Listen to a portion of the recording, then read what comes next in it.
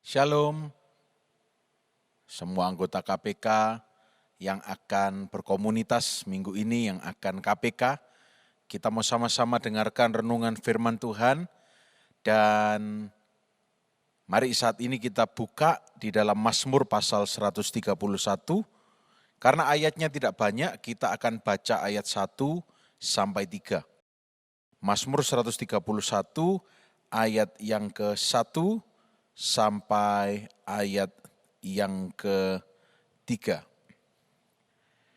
Kalau di dalam bahasa Inggrisnya, perikopnya dikatakan begini, simple trust in the Lord. Ya, simple trust.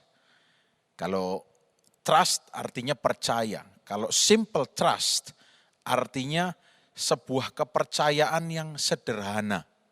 Ya, digambarkan oleh Daud. Dan kalau saudara kita baca mulai ayat pertama, ya dikatakan demikian. Nyanyian ziarah Daud, Tuhan, aku tidak tinggi hati dan tidak memandang dengan sombong.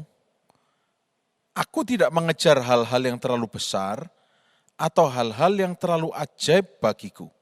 Ayat 2, sesungguhnya aku telah menenangkan dan mendiamkan jiwaku seperti anak yang disapih berbaring dekat ibunya. Ya, seperti anak yang disapih jiwaku dalam diriku. Ayat yang ketiga, berharaplah kepada Tuhan, hai Israel, dari sekarang sampai selama-lamanya. Nah, saudara dikasih oleh Tuhan Yesus, Mazmur 131 menggambarkan bahwa Daud sedang menghadapi sesuatu. Bisa digolongkan sebuah masalah, namun tidak disebutkan dengan jelas masalah yang mana atau masalahnya apa, tapi Daud menghadapi sesuatu. Dan Daud berkata, Tuhan, saya tahu bahwa saya ini tidak sombong, dan saya juga tidak memandang orang lain rendah. Saya juga tidak mengejar perkara yang terlalu tinggi bagi saya. Terus Daud menyiratkan begini, tetapi mengapa kok saya masih menghadapi masalah? Ya. Dan di ayat yang kedua, ketika Daud sesudahnya mengutarakan itu, Daud mengambil langkah untuk masuk dalam restnya Tuhan atau perhentiannya Tuhan. Ya. Dan digambarkan di sini unik, saudara. Digambarkan seperti menenangkan jiwa dan menenangkan hati itu seperti anak yang disapih oleh ibunya. Ya. Kalau anak yang belum disapih, itu akan selalu cari ibunya untuk menyusu. Tapi ketika anak sedang disapih atau sudah disapih, anak ini akan mendapatkan ketenangan yang baru bahwa ternyata solusinya bukan hanya menyusu kepada ibunya. Ternyata ada solusi lain, yakni makan makanan. Ya, kalau dalam bahasa Inggrisnya weaning food, atau kalau bahasa Indonesianya empasi, makanan pendamping ASI, ya, atau makanan pengganti ASI bisa juga. Ternyata ada solusi lain, ya. Dan digambarkan oleh Daud, ya betapa luar biasanya. Digambarkan, aku ini sudah menenangkan dan mendiamkan jiwaku, seperti anak yang disapih berbaring dekat ibunya. Ya, seperti anak yang disapih jiwaku dalam diriku. Nah, kalau di dunia barat, menyapih itu dipisahkan benar-benar saudara, ranjangnya pun berbeda. Dan kalau sudah berhasil, maka anak ini akan dapat ketenangan bukan karena menyusu, ya, tapi mendapat ketenangan karena di dekat ibunya.